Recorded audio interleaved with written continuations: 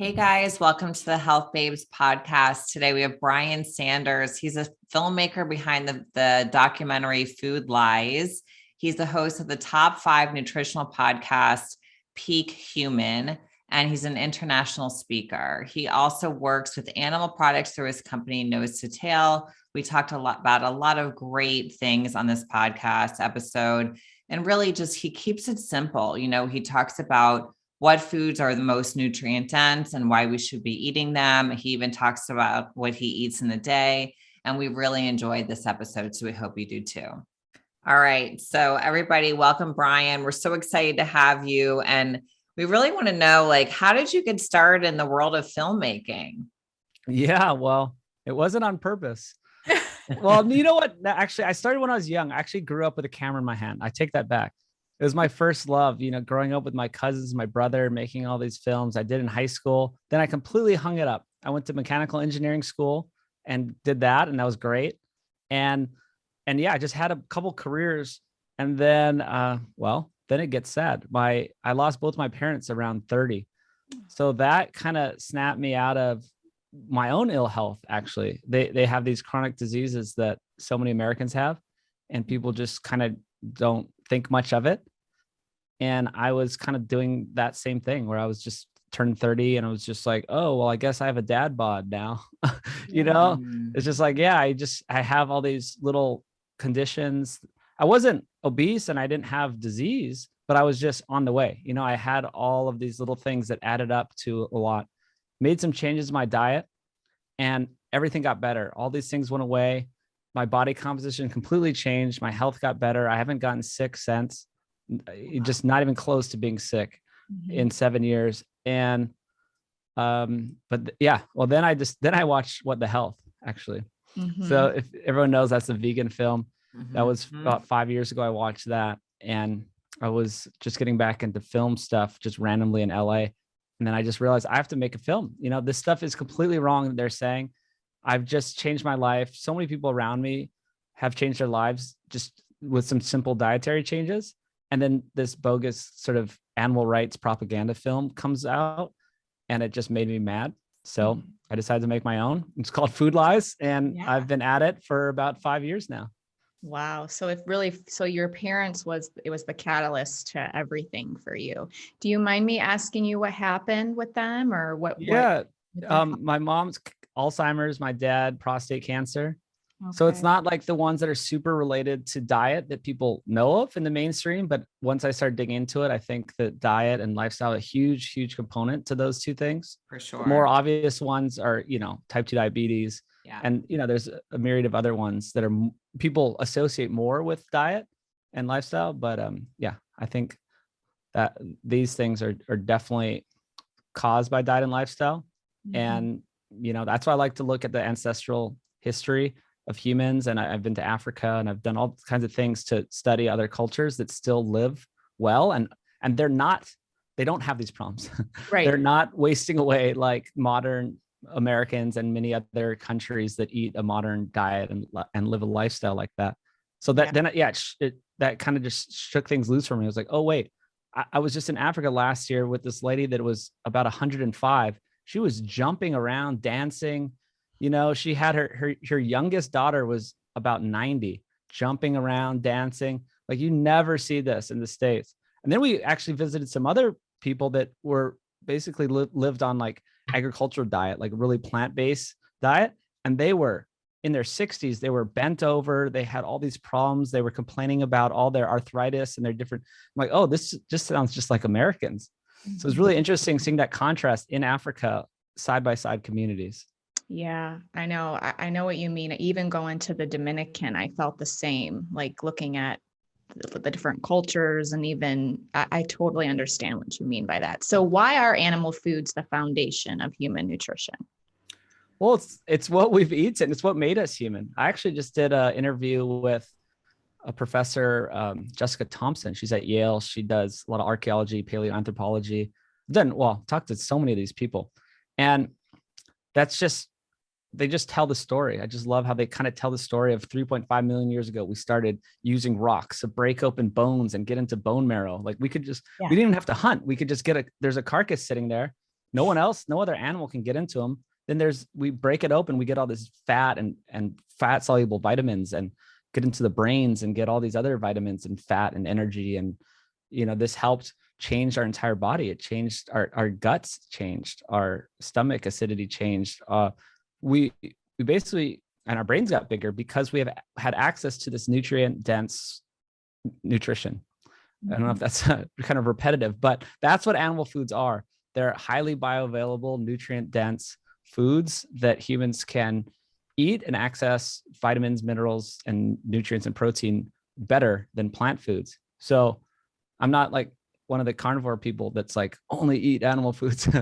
It's just, hey, we just know that these animal foods are better. They're what humans have always sought after. It's what we've always known as the foundation of human health, even without knowing the science. Now we know the science, like, oh yes, the protein's way more bioavailable in animal foods. The fat soluble vitamins are only in animal foods. All these different things that we've found out later, but human cultures have always knew that. I do so much better on animal protein than anything else. I mean, my body wants animal protein. Like, Same. Yeah. Well, it's natural. It's like, why do vegans make fake meat products? Because it's in our instincts to want this, and our body knows it's what we need. Yeah. What are in those things? I mean, gosh, you look at the ingredients and it's not good. It's dog food, basically. Yeah. So for listeners who are like, okay, what are animal foods? Can you talk a little bit more about that? Like, what are you talking about exactly? Specific foods. I'm choking on my water. I just came from beach volleyball. I'm still trying to hydrate. So yeah, animal foods. Well, really, that's actually a big story. I like my friend Dr. Bill Schindler. He gets really into this, saying like there's about half the animal that normal people don't even eat. When we're talking about animal foods, I mean, for all the history, that meant, like I mentioned, bone marrow. That meant even brains. I actually ate some brains in Africa. How was that? It was like this little tic-tic, or I don't know how to say it. It's a little antelope type of thing. And they cooked the skull over the fire and then opened it up. And it was kind of like this pudding. It was fine. But yeah, so there's bone marrow, there's brains, there's all the fat, there's fat around the organs. These were always highly prized. There's the organ meats. When the Hadza tribe got their first animal for us, they opened it up and immediately got the liver and they cut it up and they gave me a little piece. They're actually really surprised that I ate it. I don't think usually the white people eat it, but we ate some. Then they cook the whole animal. They eat the whole thing. So that's called nose to tail nutrition. Seafood is huge too. I like all the shellfish, mollusks, all these type of seafood. Even for people who are a bit, I don't know if it's scared or they're kind of like brainwashed to think they don't like meat or they don't want to eat animals. You can eat oysters and clams, and these animals don't have central nervous systems, but they have a lot of nutrition. There's a lot of zinc, iron, copper. Nutritious. Great stuff. Yeah. And then of course, dairy. That's the last. I mean, I skipped over, pork, chicken, all that stuff.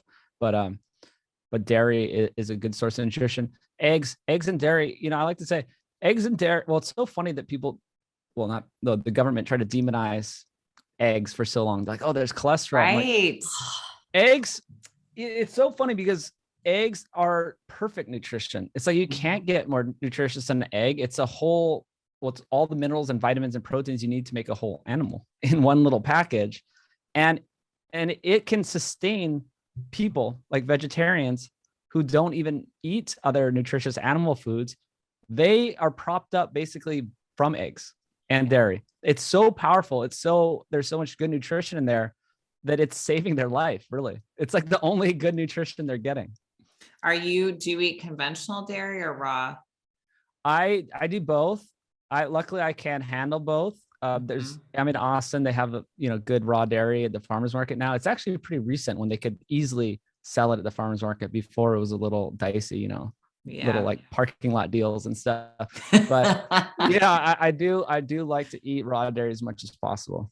Yeah, we do too. I have a lot of access to raw dairy here, so I just got some from a cow locally here, and it's so good. It's just so good. The cream and everything. It's the best. Yeah. And some people who don't do well with dairy, they find that they can do it because Yeah. it has all the enzymes and all the things Yeah. they need. Yeah.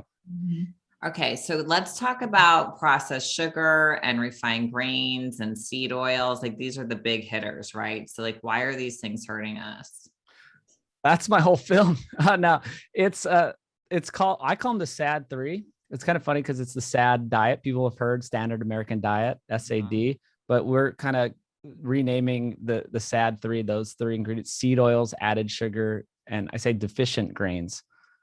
Because there's a way to eat grains maybe in a healthier way, especially if you're not covering them in glyphosate and like growing them in monocrops. People in Europe, it's like they're like, oh, how do they do well over there on grains? We're like, well, maybe they're different. They're using heritage grains. They're not covering them in pesticides. They ferment them. You can do it. The sourdough is supposed to be overnight fermented. All these things help make them more bioavailable and easier to digest and just better for you.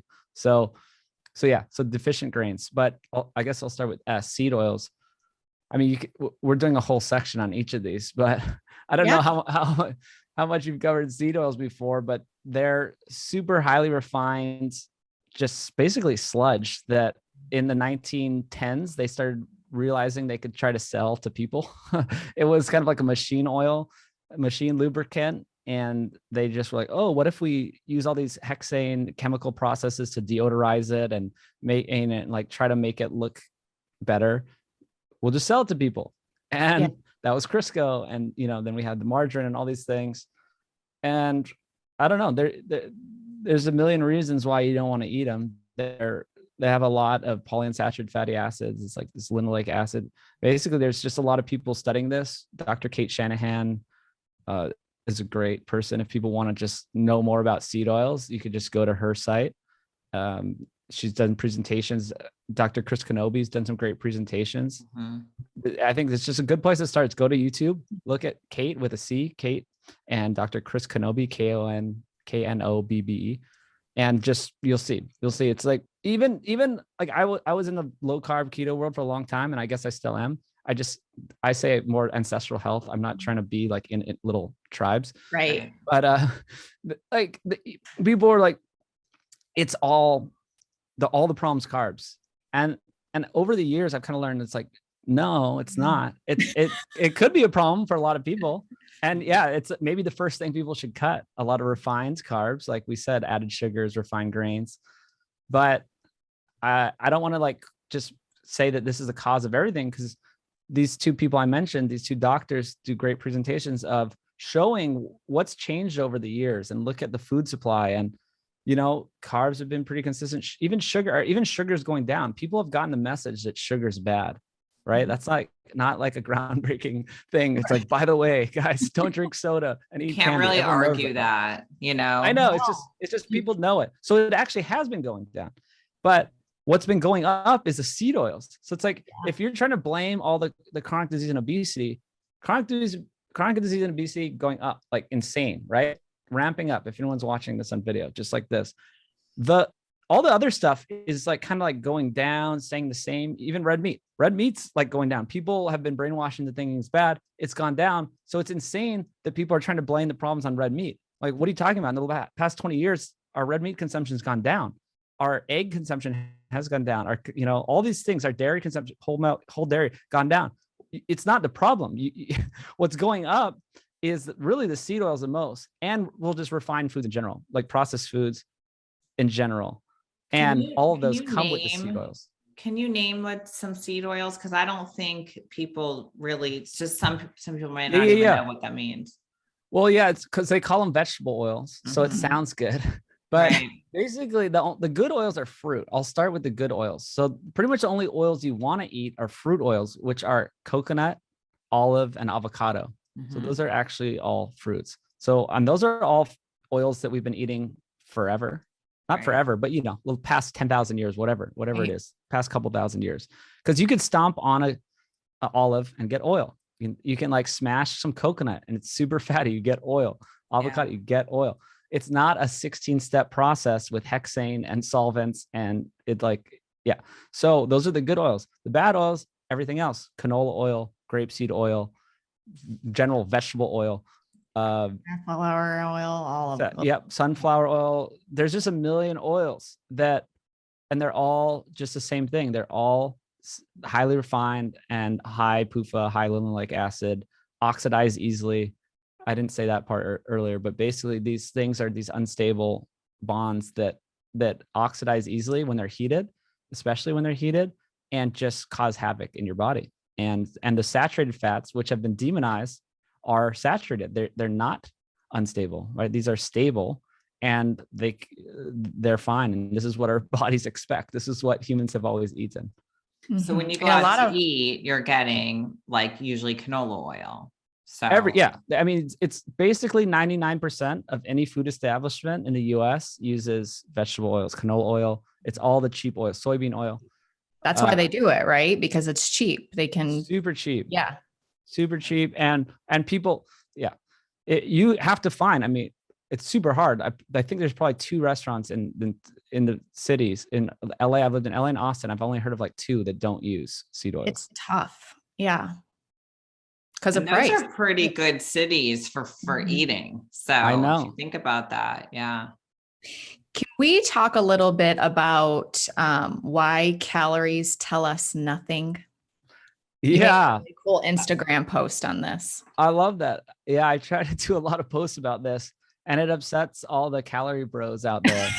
It's so funny. And I always get in the comments too. They're like, yeah, but you have to just count calories to lose weight. Or like, that's the only way to lose weight. Like, you have to have a calorie deficit. All these things are just so stupid when you actually get into it. Like, I'm not denying energy balance. You know what I mean? I understand that. Yes. Like, losing fat, basically, building fat has mean you've accumulated energy and you're storing it on your body. It's like de facto, you have eaten too much energy. Energy is fat or carbs. It's basically not really ever protein. You don't really can ever not get too much protein. You kind of die. It's rabbit starvation if you only eat protein, no fat and carbs. So it's not protein, it's the fat and the carbs. You've overeaten it, and now it's hanging around in your body for later use. I'd get rid of it. You eat less of this energy. Like, I get that.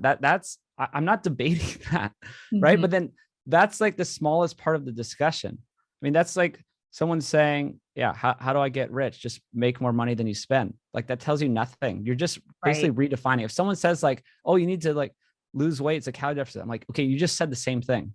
Like, you're not telling me anything new. You just told me what it means to, so that you've done 0 for me.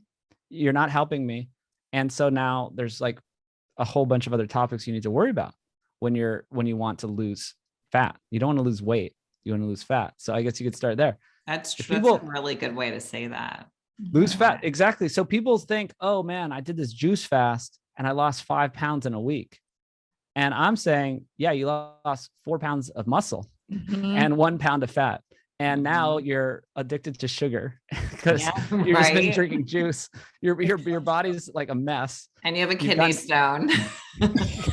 You just drank oxalates for a week and now you're not doing well. And then you're starving and you're going to eat more and it's never going to work. So there's good studies on it too. If people, they did studies where they gave 2 groups of, I think it was like college girls and athletes, and they gave one had like enough protein and one didn't. And they both lost weight, but then they did a DEXA scan and they found the weight without the protein or lower protein, they lost muscle.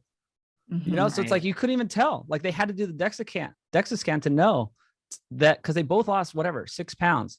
And the one that did it with the protein, and I think there's some weightlifting involved as well, it's controlled. Yeah. But they kept all their muscle. The one with the adequate protein kept all their muscle and lost the 6 pounds of fat. The other group, whatever it was, they lost like 4 pounds of muscle and 2 pounds of fat. So this is one of the biggest points that no one gets into. It's like, what are you losing though? You don't want to lose weight. Weight means probably muscle. If you're just saying the word weight and it's your scale. And that's actually even worse, because your muscle is this metabolically active tissue that's helping you. It's actually burning calories for you. Now your metabolism is even worse, right? Now you're worse off because you have less muscle mass. And now that muscle mass was helping you burn calories just by existing. Yeah. So you definitely don't, and it soaks up glucose too. It's like the more muscle mass you have, the more you can kind of your blood. Yeah, you can soak up basically your glycogen. It stores glycogen, and you can get rid of your blood sugar, which is very helpful to not have blood sugar problems or type 2 diabetes. So that's a big one. That's a big part of the story. There's also the part of sort of just nutrients. Yeah. Right. Like if you're just counting calories and trying to lose weight, that says nothing about nutrients. Nothing. A calorie does not equal a calorie.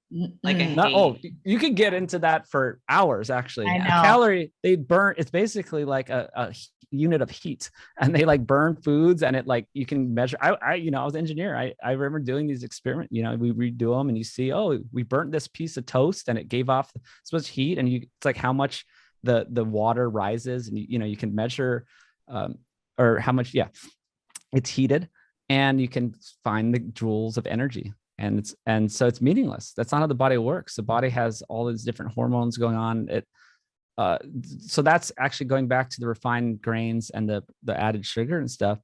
That's another reason why they're so bad, because it could be equivalent calories. Say a sweet potato is you eat like 200 calories of sweet potato compared to 200 calories of just refined grains and sugar, like a muffin. They're completely different. Your body treats them completely differently. And I've had a CGM. If you have heard of a continuous glucose monitor, you can stick them on your arm and see. And I've done these experiments, and I can eat exactly that: a sweet potato versus bread, even if the bread is sourdough. Actually, I ate a sourdough bread, and the blood sugar spike was way more with the bread compared to the potato, because the potato, it's still in its whole food matrix. You want foods in their whole food matrix. Whole foods are good because they're as nature intended. They're in their whole food matrix. And once you start breaking that down, even in smoothies and juices, you are refining them down, making them hit your blood sugar way faster, hit your hormones differently, and cause major problems. And if you do that too long, you end up with insulin resistance. So I mean, what else? We could go on for hours. So that's like the refining. It hits your body differently. And then the nutrients. So not only is there a difference between animal foods and plant foods in nutrients and bioavailability, and there's also just the simple fact of like eating processed foods. It's completely different. It could have, 500 calories compared to eating like a good meal that I would consider a good meal could have 500 calories. I'm just making these up. It's a small meal. I would never eat a meal that small, but completely different amount of nutrients, completely different. Like bodybuilding, someone was telling me just their own experience. And I heard this a lot from bodybuilders. They're good at cutting weight and getting ripped and all this stuff. But what do they eat? The same thing every day. Rice, lean chicken breast, and broccoli. They're like, rice, chicken breast, and broccoli. I mean, those aren't necessarily bad foods. Like I eat some white rice, in smaller amounts, and I cook it with bone broth and stuff like that. But that's not nutrients. You're not getting many nutrients from a lean chicken breast. You're not getting any nutrients from rice. It's mainly just if you need some more carbs. And then the broccoli, you'll get a little bit. But that is not a healthy diet. And bodybuilders are notorious for having GI issues, nutrient deficiencies, all kinds of stuff going on, disordered eating. I think hormone imbalance. Exactly. And your body basically just needs these nutrients. I also like to get into the topic of satiety, which is another reason why a calorie isn't a calorie, because different foods have different satieties, if that's a word, satieties. But it's like all whole foods have the correct satiety. Right. So it's like if I eat a steak and it has X amount of calories, I'm good because I'm full for X amount of time. Even broccoli, you can eat like broccoli and fish, and it has X amount of calories, you're full correctly. If you eat like a soda is the extreme example. You can eat like a donut and a soda and a bag of Doritos. That's a nightmare. You're getting, not only are you getting no protein or nutrients, but it has no satiety. It's actually part of the reason why it has no satiety is because it doesn't have the protein and nutrients. And you'll be starving an hour later. I need a nap. Your blood sugar will be up and then you'll be down. You'll crash. And we find like even being back in practice with patients, they're just so under proteined. And protein has such good, you're full for so long. It can hold you over, can you touch base a little bit on that? That's it. That's a magic. Mhm. Meat is magic. And there's so many reasons why. Some people just love it because it tastes good and they're like, yeah, carnivore. But it's like, it's magic because it has a whole bunch of bioavailable nutrients and it has a bunch of protein and it keeps you full for a really long time. So yes, it's magic, but it's like, that's the secret. Why? Protein, it'll keep you full. I got a great message. I reposted it, my story. So, cause I get these all the time. And this lady's like, I've been dieting my whole life, always constant snacker, constant yo-yo dieting. I just finally just started eating red meat. I just leaned in to meat. I was full for the first time. I felt satiated for the first time. I don't snack anymore. This is amazing. Blah, blah, blah, blah. True. Yeah, we hear it it is all true. the time. Yeah, But and the why? fat, the protein with fat too, because the fat really holds you over too. It's the magic combo, and it comes together in nature. And that's what we know. That's what Jessica Thompson was talking about for all of history. We ate the fat and the protein and we're good. And maybe I can ask you, why are so many women afraid to eat steak? It seems like it's not their thing. I don't know. They've heard a long time ago, don't eat red meat. It will raise your cholesterol or whatever. Yep. And their doctor is still practicing that way if they say anything about food. And then they're like, oh, I can't have red meat. My doctor said I can't have red meat. And I'm like, yes, you can. I'm telling you, you can start doing that now. Well, they've been brainwashed. It's everyone though. Like I had to move out of LA because I didn't go on a date with a girl in like 2 to 3 years that ate meat, not one. And now it's happening in Austin too. In Austin, I'm like striking out left and right. Just, I'm telling you, they're just like, no, I don't eat meat. Bye. We are done with dating. That needs to be on your dating profile. Must eat meat. I'm thinking about it. I'm thinking about it. I did put like one of my things I like is eating meat. I literally just wrote eating meat to try to like cut through some of these people, but no, still not if you working. See a vegan, I mean, no offense, but I will not date you.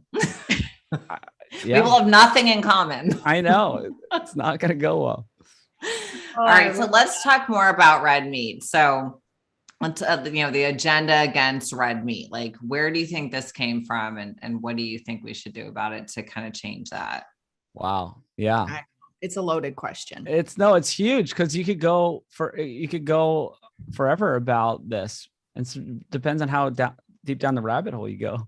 I mean, there's kind of been this vegetarian idea. It's only about 140 years old. I think it started around the 1880s with this woman, Ellen G. White. So there's a whole history of like how this even started. And she had like visions, and it was like this whole thing about the Garden of Eden and eating clean. And, that's where this even notion started. I don't think anyone even thought it was a good idea, but I think it's kind of been hijacked by big industry. I think that's my main idea after studying this for so long is big industry is good at hijacking a message that sounds good.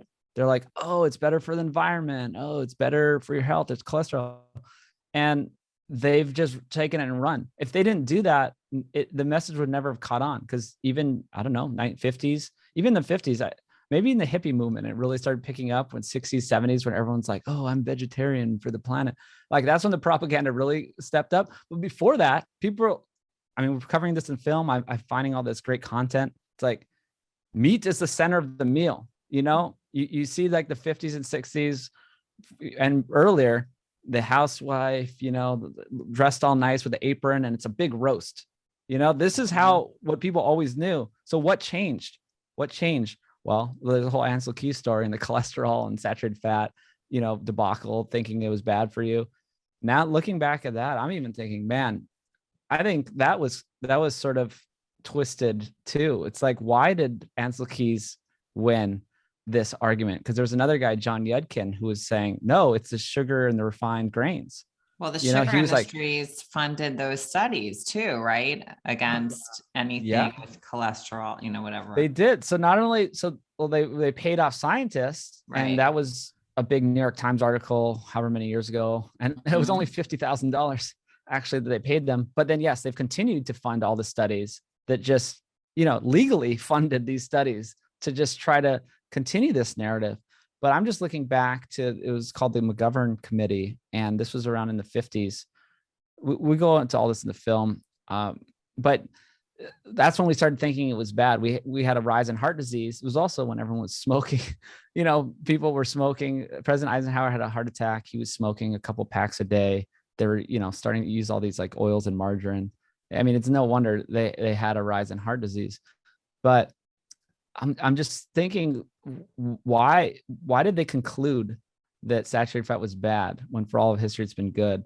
And I just think there's just a lot of more fishy stuff going on with big industry, with the food industry, pharma, all this stuff. They're just, a lot of it's about not only about making money, but even saving money. There's kind of a cool little side story about the dietary guidelines. They were going to release them that actually did have more dairy and meat, and it didn't have 6 to 11 servings of grains. And then they changed it. And they're just like, one of the reasons was, we can't afford as a government to feed all these people with these high quality foods. We got all this corn, wheat, and soy. Let's just make this the base of the food pyramid, because we're going to have to pay for the food stamps program in the beginning. This was right when it was coming out, and they're like, we need to pay for this. This is on our dime. It's going to be in government hospitals, in the military, in nursing homes, in everything. These dietary guidelines were there.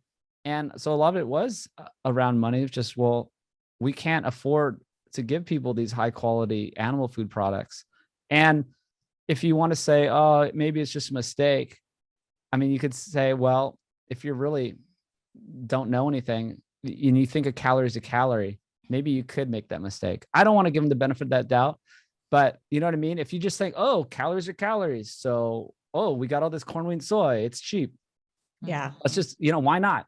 It's cheaper and people like to eat them, and it's fun to eat, waffles and pancakes and muffins. And it's like, give it to them, right? Just like, let them eat that dog food. The 100-calorie packs is what really gets me. Oh, like the 100-calorie packs of, cookies.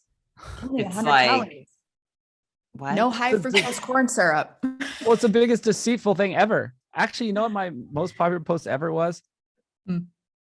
Let's see if I can remember it. So it says, quote, 90 calories. Well, let's do 100 calories sells a lot better than 30 ingredients. Yeah. Getting the world to focus on calories instead of ingredients was the most profitable scheme in history. Wow. That's what I wrote. And Yeah. it got like 10,000 likes. Like everyone's just like, yep, I get it now. Like this, So it just true. clicked with people. Like, it's so true. If you're saying 100-calorie packs, it's basically a bunch of sugar, flour, oil mashed together, right? Anything that's 100-calorie pack is different versions of sugar, flour, and oil mashed together with different flavorings. It could be a chocolate flavoring, it could be a cookie, whatever it is different flavorings. And it's cheap and it's garbage, and it's gonna make you hungrier. It's not gonna keep you full like steak. It will make you hungrier. Like you'll be hungrier after you eat this in like an hour. And moody. Oh, Yeah. and moody. Oh, the like popcorn stuff. It's funny. So Stan Efferding, he's like one of these big bodybuilding guys, and he's really good though. He's really diet focused and nutrient dense focused. His trick to get people to eat more, because if you're like really in the gym, you need to eat more. His trick is to have them eat like a Dorito after, like, between meals. And he's like, you'll be starving. Yeah. You just eat a couple Doritos, you'll be starving and you'll be able to eat more. Like, how do I force feed you? How do I make you eat more? Oh my gosh. Imagine that. And people are using that same technique to try to lose weight. Like, imagine that. Mm-hmm. Yeah, that makes sense. I know. So what were some of your goals with creating this film? So, because I know so many people get overwhelmed with different diets and there's just so much information coming at us. So what was your goal? Like what? Oh, wow. It's changed. I'm glad it's taken so long, because it's so hard to fit all this in one film. And we kept changing the message. Like, what is the message? It did start kind of like this low carb type of film. It's like, it changed into more of just the whole foods type of film, where it's like animal food is good. Let's lean into animal nutrition and let's get rid of the highly processed ingredients, the sugar, flour, the oil, and anything in. And then that's where we landed. So the main goal of the film is how to give this simple message. I mean, that's my whole goal with everything I do. Right? I do all the different content on whatever, Instagram, everything. The whole goal is let people know animal foods are healthy, and let people know the real enemies are the processed foods. It's the simplest thing ever, but it actually is quite novel because no one else is telling them that. You know what I mean? Like everyone out there is either like, oh, just vegan, or, oh, we're government and you need grains, or even like, oh, just count calories. You know what I mean? Like, no, or just eat less meat, eat less. It's really hard to find someone that has this simple message. And I think it's just the most truth thing ever. Like, this is just basic nutrition. This is why I think there's funny business going on, because this is so easy to figure out. Animal foods are good. We've known this for all of history. Processed foods are bad. This is so dead simple. It's like, when did all the problems in the world happen? Once we started eating processed foods. It's stepwise. The more processed foods we ate, the less animal foods we ate, the more we got sick, the more we got obese. This is so simple, yet no one's talking about it. So it's like, all I want to do is tell this message in 100 different ways so people get it. And that's all we do. We just have to tell it in 100 different ways. And you have to do stories. You have to show hunter-gatherers. You show history. You show the bad science that was done. You show the propaganda that's, from the plant-based community. You have to show all these different ways. And then by the end, you get it. You're like, oh, okay. All I need to do is eat a steak, eat some side dishes, whatever, whole food side dishes with it, and we're good. What do you eat in a day? Give me an example. Good question. I eat, it's funny because I've just settled on these 2 meals and I can't stop eating them because they're so good. I'm like, it can't get better. It can't get better than this. No, like nothing. I can't even go out to eat anymore. It's ruined the restaurants for me. Even if I was okay with eating, seed oils or whatever, I still don't want to go to restaurants because it's not going to be as good. Okay. So for lunch, I eat like sausage, eggs, bacon, avocado, Greek yogurt, sauerkraut, pickles, cheese. Dang, that's like a big and jalapenos. It's everything. It's a lot in all of it. So but a lot of it is just me like getting fermented vegetables out of a jar. It's not a lot of work. So it's like the time it takes to just heat up sausage and eggs. Yeah. And I usually just eat like 1 piece of bacon, just 1 or 2 pieces of bacon, just to kind of get the fat going, get the eggs going, have a big beef sausage. My company's called Nose to Tail. So you just eat my own beef. So I like beef sausage better. I think it's a little healthier, lower PUFA, whatever. Pupa or PUFA? PUFA. Yeah. The polyunsaturated fat. I was kidding. Yeah.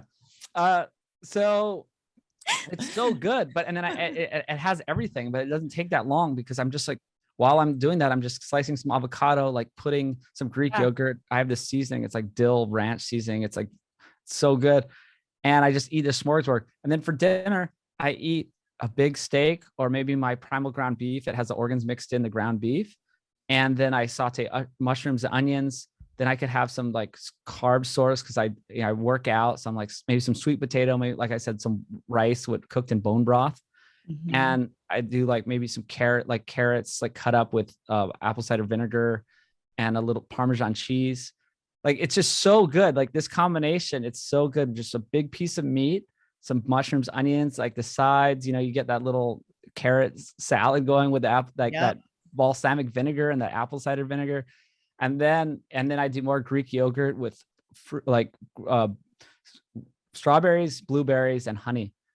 Okay. So it's so good. It's like it can't get better. Like I have this giant bowl of Greek, so it's just more protein, and it's got some berries and some honey. And I work out, so that's fine for me. Yeah. And I don't know how it could get better. Are you intermittent fasting? Yeah, so that's 2 meals. So I haven't eaten yet today. It's almost 1 p.m. Okay. So I just played volleyball for 3 hours on no food. Felt better than anyone out there, really. Most people, they're always complaining they're tired. I'm like, no, I'm not tired. I'm still going. So yeah, I eat about 1 p.m. and maybe 7 or 8 p.m. And that's good. I haven't snacked in, I don't know, maybe 3 or 4 years. I don't remember when I last snacked. I have no desire to snack. I think that's the trick. You don't want to use willpower. I don't use willpower to not snack. I have no desire to snack because I eat these glorious meals that fill me up. And Yeah. I never think about food. It's actually Right. hard. Like I'm not ever hungry. Like before I dialed this in, I think I actually had the sensation of hunger, but I don't remember the sensation of hunger much anymore. It's like, it's not even a part of my life anymore. It's like, Yeah. it's 7, I got to eat. Yeah. Oh, and then I Wait. get hungry, once it starts going, then I'm like, oh yeah, I'm hungry, but I'm never like, oh man, where's my food? And when you educate yourself on what foods you should be eating, you don't have to think about like restrictions. You know what I mean? So like for Right. me, I know what my body likes. That's what I buy. That's what I have in my house. And that's what I eat. I never count calories or anything like that. I just eat what I know is good for me. And it's very similar to you. I don't do Greek yogurt, but I do like a lot of the same stuff you do too. And that's how I do well as well. That's the trick. Yeah. Don't think about, Mhm. again, yeah, you don't want to rely on counting calories and rely on, these weighing food or restriction. That's never going to work long term. Yeah. I have love- no I forgot idea how oysters. many calories I eat. No, I have Really. no idea. People ask me, I have It's no clue. stressful. Yeah. I have I no don't clue. care. Like, how much you weigh? I have no clue. I don't have a Me scale. too. I don't know. I know. Same Yeah. here. I don't weigh No myself clue. either. I just, Yeah. whatever. I was listening to you on another podcast, and I loved how you talked about cheat days. You know, how people talk about, can you go in on that? Because I loved how you talked about that. Yeah. I don't know what I specifically said on that one, but It was just about like, I don't have cheat days. If I have like a burger out with my friends, I'm going to move on and eat good food. oh the yeah, next yeah. day, you know? Okay, So I love exactly. that. Yeah. Exactly. And just calling it a cheat day is bad. It's like Right. this negative thinking, right? Yeah. It's so exactly. I don't beat myself up about it. I mean, I don't do it much. Right. Like it's actually just fallen out of my life. I used to do it a lot more because humans always want to see what they can get away with, right? Mhm. So as my journey went, like a couple of years ago, I was back in LA with all my friends, and it's like, all right, we're going out again on the weekends. We're eating all kinds of stuff. Now I just don't even do it. But I think the mindset has a lot to do with success, and even I think there is a placebo effect, right? If you think you're like eating bad food, then it could affect you negatively. And you're like, oh, I'm such a fat ass, whatever, like you don't want to do that. So it's just like, enjoy life. You don't need to be a weirdo unless you have to. Like some people, they're just like, no, I'm not going to eat the burger. I'm not going to eat the pizza. Especially for health reasons. I mean, there's certain things that trigger people. So that's different, right? But I mean, don't do that. Yeah. mentally, like just move on and don't think of it that way. And don't call it a cheat day. Just say, oh man, I had fun. Or like I liberalized my diet. I had fun. I wasn't a weirdo.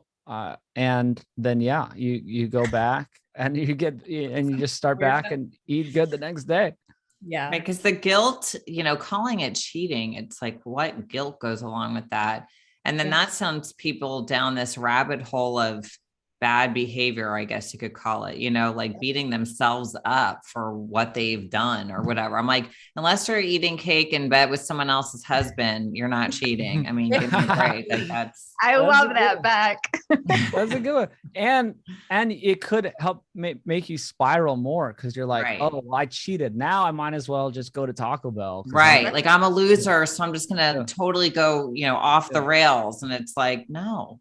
Like, that's why I don't weigh myself. I don't care how much I weigh. I work out.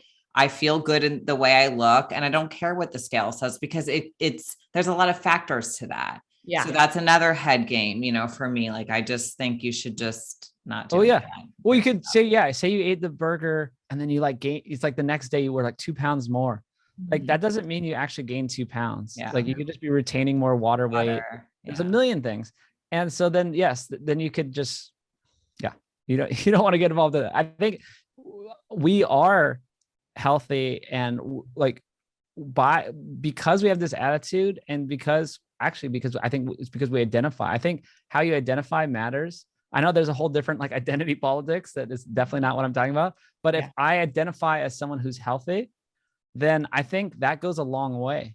Yeah. Right. Because then even with this eating a pizza, it's like, well, I'm a healthy guy and I know that it's not going to ruin my diet or ruin my month. It's like over the course of a month, if I have a pizza, that doesn't like throw off like my life that much.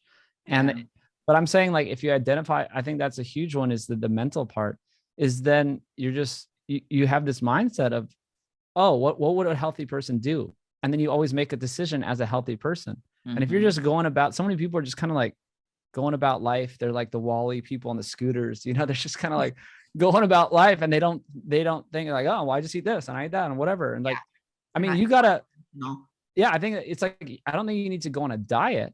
I think you need to just identify as a healthy person, you know?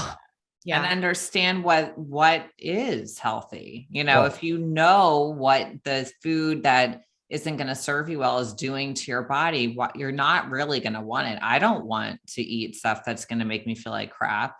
You're never going to see me pick up like a piece of cake and start eating that. I'd feel horrible after. It doesn't even enter my mind. Yeah. So that's good. Yeah. If people know, they need to look.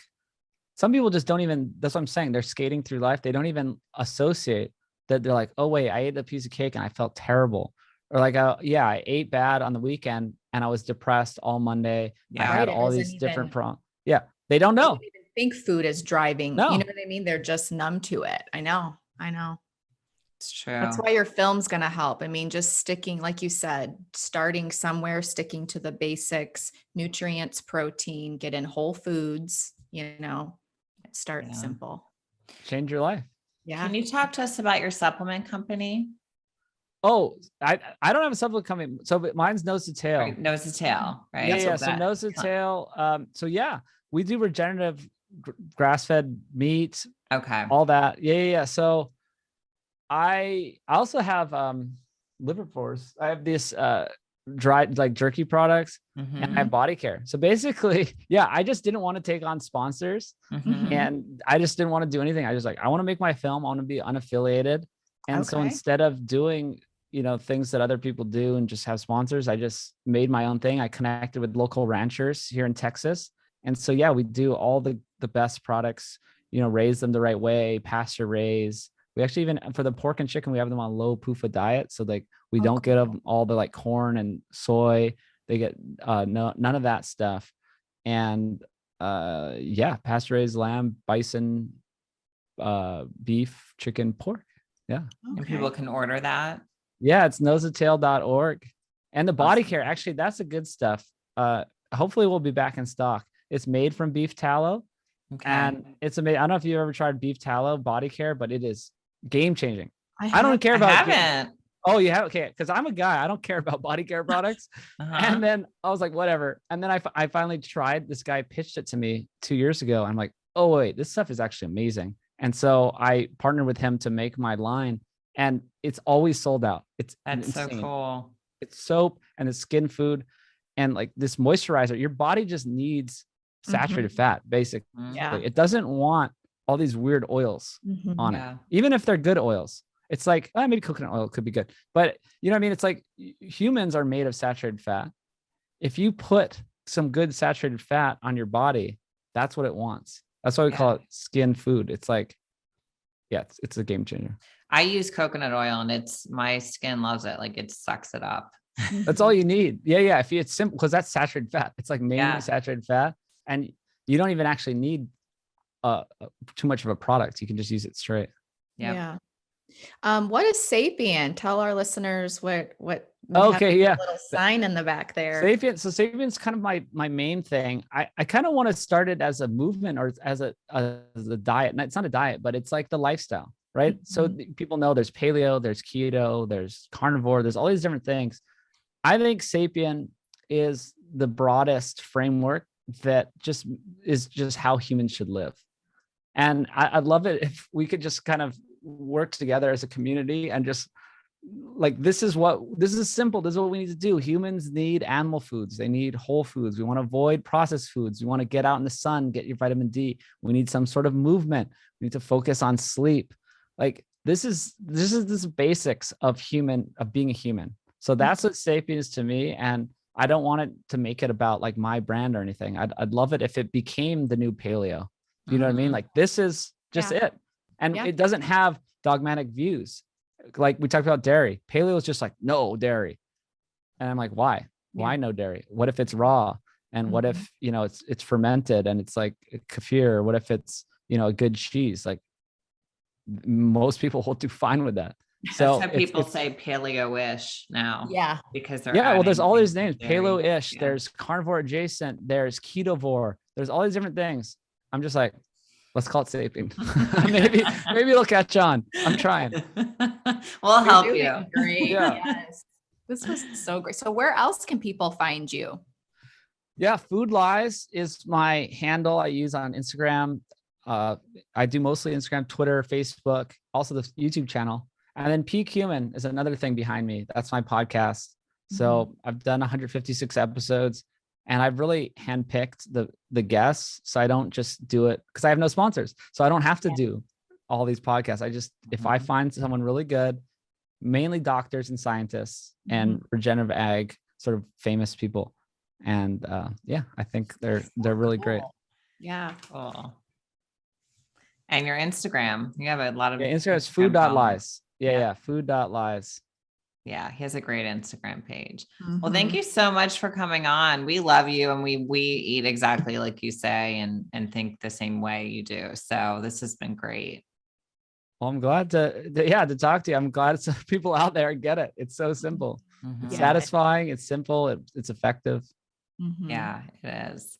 And thank you everybody for listening. And if you guys liked this episode, don't forget to leave a review and leave a review about Brian specifically and tell us what you thought. So everyone have a great day.